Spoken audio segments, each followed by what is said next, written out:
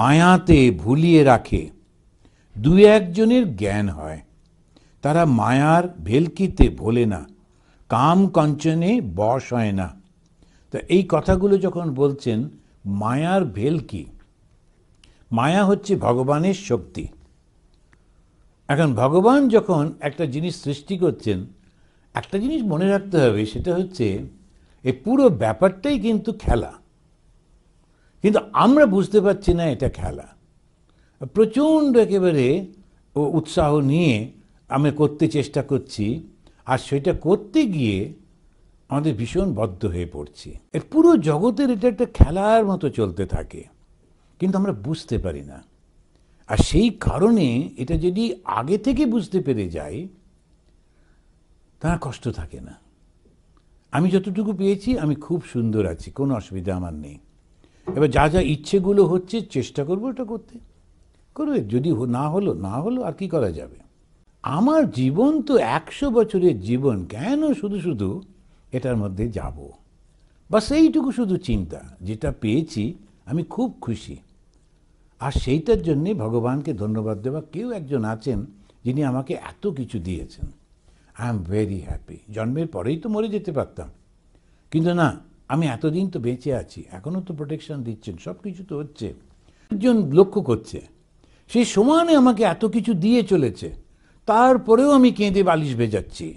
আমি পেলাম না। কি পেলেন না তুমি? না বাইডেন কেমন একা একা ঘুরে। আমি আরে বাইডেনে কোথায় একটা গাড়ি করে ঘুরছে, কিন্তু ওইটা আমার এমন একটা জিনিস চাই যেটা আমি পাবো না, আর কল্পনা করে করে কেঁদে মরি।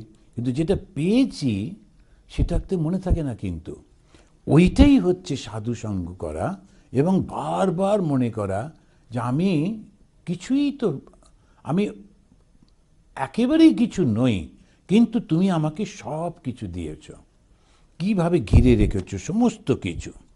সাধন সিদ্ধ আর কৃপা সিদ্ধ। এবারে ঠাকুর দুটো শব্দ বলছেন। কেউ কেউ অনেক কষ্ট করে খেতে জল ছেঁচে আনতে পারলে ফসল হয়, আর কারো জল ছেঁচতে হয় না, বৃষ্টির জলে সব হয়ে গেল। তা কারো জীবনেতে এই সুবিধাগুলো দুমদুম করে আসে, আর কারো প্রচণ্ড কষ্ট টষ্ট করে করতে হয়, ওটা কোনো উপায় থাকে না। সুতরাং কাউকে দেখে ঈর্ষা করে কোনো লাভ নেই। আমার জীবনে এইটা ছিল, তার না কোনো কোনো ব্যাপারে কিছু কিছু এরকম হয়েছিল, সুতরাং একটু কষ্ট, একটু ভালো, একটু ঠিক আছে, কোনো অসুবিধা নেই।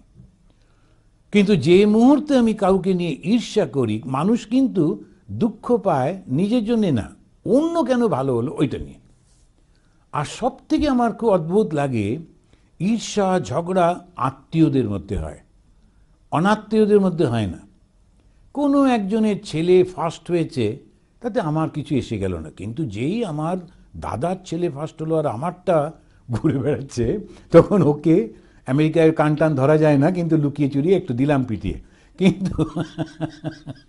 কিন্তু আচ্ছা, দাদার ছেলে ফার্স্ট হলে আমার রাগ কেন হলো?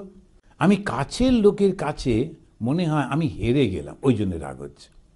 অচেনা লোককে তো আমি চিনি না, সুতরাং ওই কম্পিটিশনটা নেই। তা হারা টারার কোনো কারণই নেই, কেউ হারে না, কেউ জেতে না, সবাই নিজের নিজের জীবনে চলতে থাকে, আর একটা না একটা সময় সমস্ত কিছু সব শেষ হয়ে যায়। এইটা হচ্ছে সাধন সিদ্ধ আর কৃপা সিদ্ধ। আমার জীবনে এটা সাধন করে পেতে হবে, চেষ্টা চরিত্র করে পেতে হবে। আর কেউ কেউ এমনি এমনি পেয়ে যায়, ঘরে বসে বসেই সমস্ত পেয়ে যাচ্ছে। মায়ার হাত থেকে এড়াতে গেলে কষ্ট করে সাধন করতে হয়, কৃপা সিদ্ধির কষ্ট করতে হয় না, কিন্তু সে দু একজনের জন্যে। স্বামী বিবেকানন্দকে দেখে নরেন্দ্রনাথ যখন ঘরে ঢুকছেন, তখন ঠাকুর একেবারে দাঁড়িয়ে উঠলেন, দাঁড়িয়ে উঠে ওকে ডাকছেন, ওকে একদম আদর করে সমস্ত খাবার টাবার এলেই প্রথম ভালোটা রেখে দিতেন, নরেন এলে ওকে দেবো।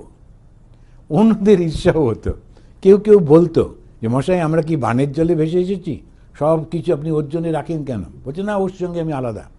এখন নরেন আসলে কে? ঠাকুরই তো। শ্রীরামকৃষ্ণের যে শরীর ধারণ করেছেন, সেই শরীরটা একদম সাত্ত্বিক শরীর, ওইটা দিয়ে কাজ হবে না। জগতে কাজ করতে হলে একটু রজমিশ্র হতে হবে, তাই শিবকে নিয়ে এসেছেন, শিবের অবতার নিয়ে এসে ওর মধ্যে প্রবেশ করছেন। যারা শ্রীরামকৃষ্ণের জীবনী পড়েছেন আপনারা জানেন। এখন সেই তার সঙ্গে আমার তুলনা হবে? ঠাকুরের ঘরে ঢুকতে পেরেছি এই যথেষ্ট আমার এই জীবনে। ঠাকুর আমার দিকে তাকিয়েছেন, কখনো বা একটু হাসলেন, ধন্য হয়ে যাব। নরেনের সঙ্গে আমার তুলনা হবে? এইটা মনে রাখতে হবে। তা না হলে ওই যে সমসাময়িক যুগে ঈর্ষাগুলো মানুষকে একদম নষ্ট করে দেয়। কখনো রাগ করতে নেই, ঠিকই তো আছে। তো এই ভাবটা যদি বুঝতে পারি তখন এই সাধনাটা ঠিক ঠিক থাকে। নিজের জীবনে সবসময় খুব আনন্দে থাকে, কোনো অসুবিধা হয় না।